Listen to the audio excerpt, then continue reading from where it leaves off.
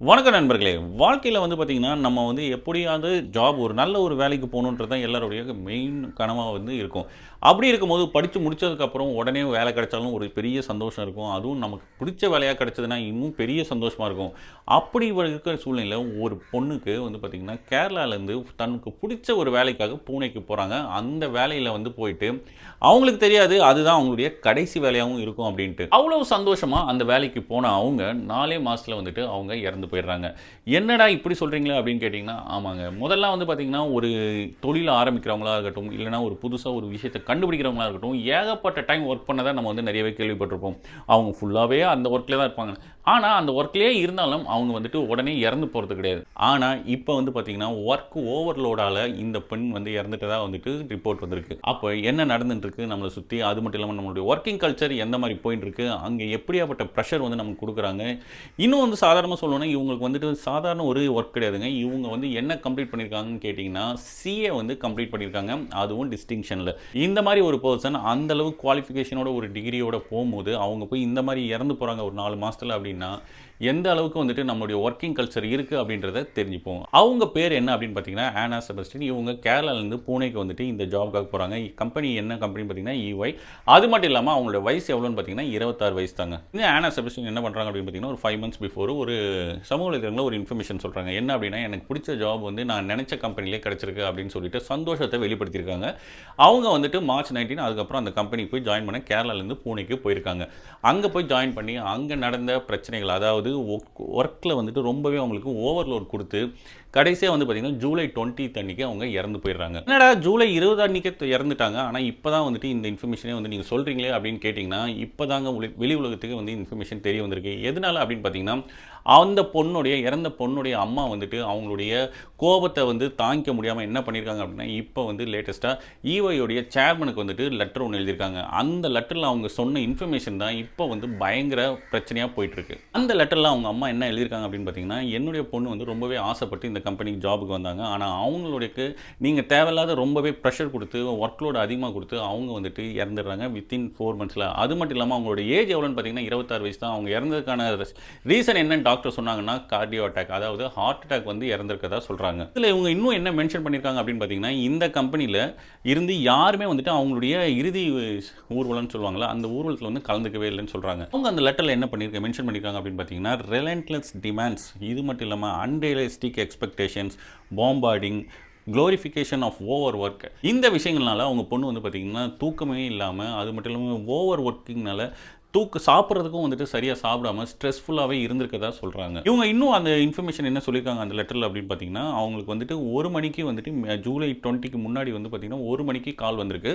அந்த கால் வந்து அவங்க தங்கியிருந்த பிஜிலேருந்து வந்திருக்கு. இத பார்த்துட்டு அவங்க பதறி அடிச்சுட்டு போயிட்டு அங்க போய் கேட்டா, டாக்டர் என்ன சொல்றாங்கன்னா, இவங்களுக்கு வந்து தூக்கமே இல்லாம வந்திருக்காங்க. சரியாவே சாப்பிடாமவும் வந்திருக்காங்க. அதன் விளைவா இவங்களுக்கு வந்துட்டு ஹார்ட் அட்டாக் வந்து இவங்க இறந்திருக்கிறதா டாக்டர் வந்துட்டு சொல்லியிருக்காங்க. அது மட்டும் இல்லாம அவங்க இன்னும் என்ன மென்ஷன் பண்ணியிருக்காங்கன்னா, இந்த மாரி ஒரு விஷயம் நடந்திருக்கு. அப்படி நடந்தும் அந்த பொண்ணுடைய இறுதி சடங்குல வந்துட்டு எந்த ஒரு ஊழியரும் வந்துட்டு அந்த கம்பெனியோட ஊழியர் வந்து கலந்துக்கல அப்படின்ற மாதிரி அவங்க மென்ஷன் பண்ணியிருக்காங்க. அதுக்கப்புறம் இந்த அவங்க எழுதின லெட்டர் வந்துட்டு சமூக ஊடகங்களில் வந்துட்டு பரவ ஆரம்பிச்சிருக்கு. அதுக்கப்புறம் எல்லாருமே அவங்களுடைய கண்டன குரல்களை எழுப்ப ஆரம்பிச்சிருக்காங்க. இதுமாரி சிஏலையும் வந்துட்டு இந்த மாதிரி டாக்ஸிக்கான ஒரு கல்ச்சர் இருக்குது அப்படின்னு சொல்லிட்டு ரொம்பவே வந்துட்டு எல்லாரும் இன்ஃபர்மேஷன்ஸ் வந்து ஷேர் பண்ண ஆரம்பித்தோன்னும் அந்த கம்பெனி சார்பாக வந்துட்டு இன்ஃபர்மேஷன் என்ன சொல்லியிருக்காங்கன்னா, எங்களுக்கு 1,00,000க்கு மேலே எம்ப்ளாயிஸ் இருக்காங்க. நாங்கள் வந்து இந்த மாதிரி நடந்ததுக்கு வருந்துகிறோம். இதுக்கப்புறம் அவங்களுடைய பிரச்சனைகள் என்னன்றதை பார்க்கறதுக்கு நாங்கள் வந்து ட்ரை பண்ணுறோம் அப்படின்ற மாதிரி அவங்க வந்து ரிப்ளை கொடுத்துருக்காங்க. அது மட்டும் இல்லாமல் அவங்க இன்னும் என்ன சொல்லியிருக்காங்க அப்படின்னா, ஒர்க் ப்ரெஷர் தான் அவங்கள வந்து சாவடிச்சிச்சு அப்படின்றத வந்துட்டு ஏற்றுக்க முடியாதுன்றதுமே சொல்லியிருக்காங்க. இது வந்து பார்க்கறதுக்கு வந்துட்டு நமக்கு மேலோட்டமாக பார்க்கும்போது, என்னடா ஒரு ஒர்க்கு பண்ணுறதுனால நம்ம இறந்துடுறோமா அப்படின்னு நமக்கு தோணலாம். ஆனால் ஒர்க்கிங் ஹவர்ஸ் வந்து அதிகமாக நம்மளுடைய உடம்பு வந்து அதுக்கான அந்த ரெஸ்ட்டு தேவைப்படும்ல. கண்டிப்பாக வந்துட்டு நம்ம நினச்சிக்கலாம் நம்ம யங்கா இருக்கிறோம், நமக்கு ஒன்றும் பிரச்சனை கிடையாது அப்படின்ட்டு. கிடையவே கிடையாது.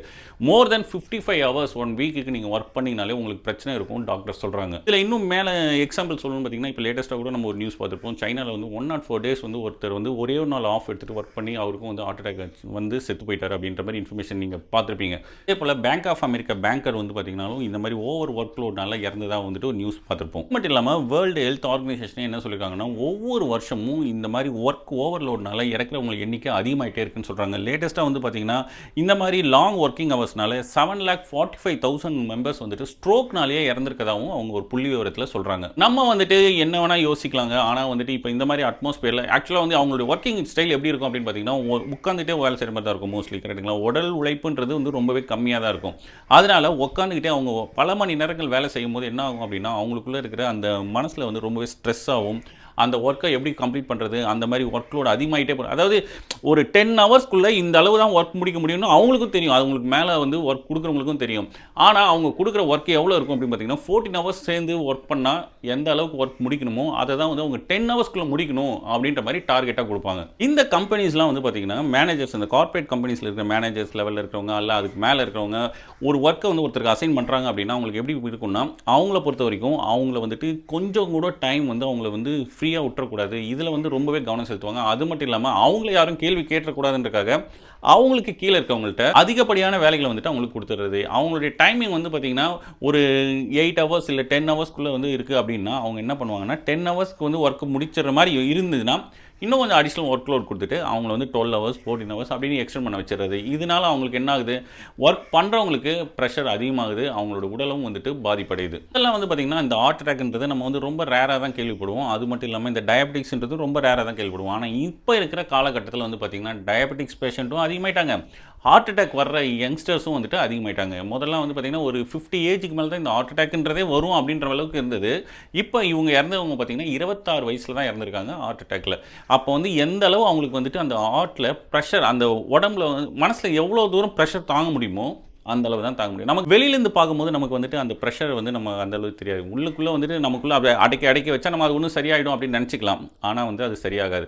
இன்னொன்று விஷயம் நல்லா தெரிஞ்சுக்கோங்க, உடம்புக்கு நம்ம எந்த அளவு வேலை செய்கிறது வந்து முக்கியமோ அதே போல் நம்ம உடம்புக்கு ரெஸ்ட்டுன்றதும் ரொம்பவே முக்கியம். நமக்கு தூக்கன்றது கம்மியாச்சுனாலே நம்ம வந்து ஆபத்தில் இருக்கோம்னு அர்த்தம். அதனால தான் மக்கள்கிட்ட வந்து என்ன தெரியணும் அப்படின்னா நம்ம ஒர்க் பண்ணுறது முக்கியம் தான், யாருக்கும் வந்துட்டு அதில் மாற்றுக்கிறது கிடையாது. ஆனால் ஒர்க் பண்ணுறது ஓவர்லோட ஆக நம்ம வந்து அதை வந்து எஸ்கலேட் பண்ணி தான் ஆகணும்.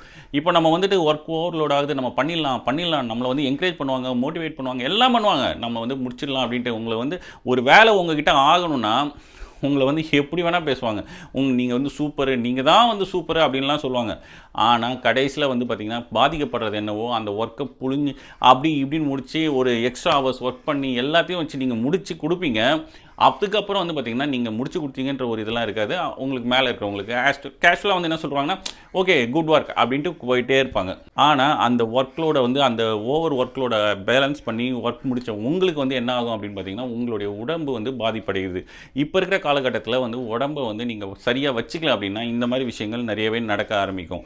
அப்புறம் உங்களுக்கு தான் வந்துட்டு அது வந்து பெரிய பிரச்சனையாகும், உங்கள் உடல்கள் பாதிப்படையும், ஸ்ட்ரெஸ் ஆகும். அதுக்கப்புறம் வந்து பார்த்திங்கன்னா டயபிட்டிஸ் வந்துடும். இந்த மாதிரி நிறைய விஷயங்கள் உங்கள் உடல் ரீதியாக வந்து பாதிப்புகள் வர ஆரம்பிச்சிடும். இப்போ வந்து டாக்டர்ஸ்லாம் என்ன சொல்லியிருக்காங்க அப்படின்னு பார்த்தீங்கன்னா ஒரு வாரத்துக்கு டோட்டலாக வந்து பார்த்தீங்கன்னா 55 ஹவர்ஸ்க்கு மேலே ஒர்க் பண்ணிங்கனாலே உங்களுக்கு 35% ஸ்ட்ரோக் வர்றதுக்கான வாய்ப்புகள் இருக்குன்னு சொல்கிறாங்க. அது மட்டும் இல்லாமல் ஹார்ட் டிசீஸ் வந்து பார்த்தீங்கன்னா 17% வர்றதுக்கான வாய்ப்புகள் இருக்குன்னு அவங்க சொல்கிறாங்க. இதனால் வந்துட்டு பார்த்தீங்கன்னா ஒர்க் வந்து அதிகமாக செய்யாதீங்க அப்படின்ற அர்த்தம் கிடையாதுங்க.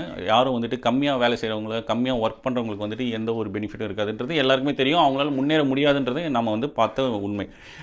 நான் என்ன சொல்ல வரேன் அப்படின்னு பார்த்தீங்கன்னா ஹார்ட் ஒர்க்குன்றது வேறு, ஓவர் ஒர்க்லோடுன்றது வேறு. ரெண்டுத்துக்கும் வித்தியாசம் தெரிஞ்சுக்கோங்க. அப்போ தான் வந்துட்டு உங்களுக்கு என்னன்றது புரியும். நீங்கள் இந்த மாதிரி ஒரு அட்மாஸ்பியரில் ஒர்க் பண்ணிங்கன்னா கண்டிப்பாக வந்துட்டு டெட்லைன்றது வெரி வெரி இம்பார்ட்டன்ட். அது வந்து மாற்றுக்கிறது கிடையாது. ஆனால் இருந்தாலும் உங்கள் உடல் ரீதியான பிரச்சனைகளை வந்துட்டு நீங்கள் வந்து பேலன்ஸ் பண்ணி தான் ஆகணும்.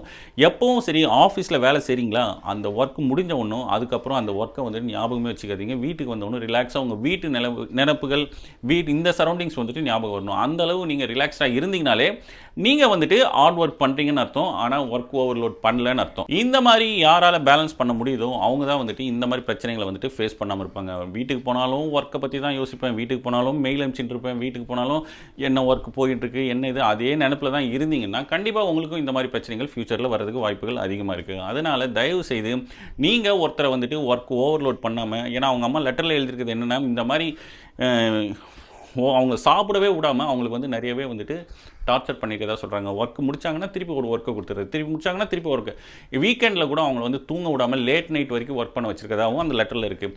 இந்த மாதிரி நம்மளும் வந்துட்டு நிறைய பேர், அவங்க மட்டும் இல்லைங்க, நிறைய பேர் இந்த மாதிரி ஒர்க் பண்ணிட்டு தான் இருப்பீங்க. இதுக்கு காரணம் என்ன அப்படின்னு பார்த்தீங்கன்னா அவங்களுடைய சூழ்நிலை, அவங்களுடைய கமிட்மெண்ட்ஸ். இந்த கமிட்மெண்ட்ஸ்க்காக நம்ம வந்துட்டு வேறு வழி இல்லாமல் ஒர்க் பண்ணிட்டு இருப்போம். இருந்தாலும் கமிட்மெண்ட்ஸை வந்து பார்க்கறதுக்கும் அந்த கமிட்மெண்ட்ஸை பேலன்ஸ் பண்ணுறதுக்கும் அதுக்கப்புறம் ஃப்யூச்சரில் உங்கள் ஃபேமிலியை பார்க்கறதுக்கும் நீங்கள் உயிரோடு இருக்கணும்ல, அதுதான் முக்கியமான ஒரு விஷயம். அதனால் நீங்கள் வேலை செய்கிறதுன்றது முக்கியம்தான், இருந்தாலும் உங்கள் உடம்பும் வந்து ரொம்பவே முக்கியம். அதனால் உங்கள் ஒர்க்கை வந்து நீங்கள் அதிகப்படுத்திக்கிட்டு உங்கள் ப்ரெஷரை அதிகப்படுத்திக்கிட்டீங்க அப்படின்னா கண்டிப்பாக வந்துட்டு இது ஃப்யூச்சரில் உங்களோட உடலை வந்து பாதிக்கும்ன்றது நான் சொல்லங்க, டாக்டர்ஸே சொல்கிறாங்க. அதனால தயவு செய்து இன்னொருத்தர் உங்களுக்கு கீழே இருக்கிறவங்களுக்கும் வந்துட்டு ஸ்ட்ரெஸ்ஸை வந்து அதிகப்படுத்தாமல் நீங்களும் வந்துட்டு ஸ்ட்ரெஸ்ஸை அதிகப்படுத்திக்காமல் எப்படி பேலன்ஸ்டாக ஒர்க் பண்ணி உங்களுடைய நிலையை உயர்த்திக்கணுன்றதை நீங்கள் தான் வந்துட்டு தெரிஞ்சுக்கணும். அந்த மாதிரி ஒர்க் பண்ணி நீங்களும் உங்கள் நிலையை வந்து உயர்த்தணும். உங்களுக்கு என்ன தோணுது? இந்த மாதிரி ஸ்ட்ரெஸ்ஃபுல்லாக ஒர்க் ஓவர்லோட் பண்ணாமல் எப்படி உடம்பை பார்த்துக்கிட்டு ஒர்க் பண்ணணுன்றதை உங்களுக்கு என்ன தோணுது அப்படின்றத கமெண்ட் பண்ணுங்கள். நெக்ஸ்ட் வீடியோவில் பார்ப்போம். பாய்.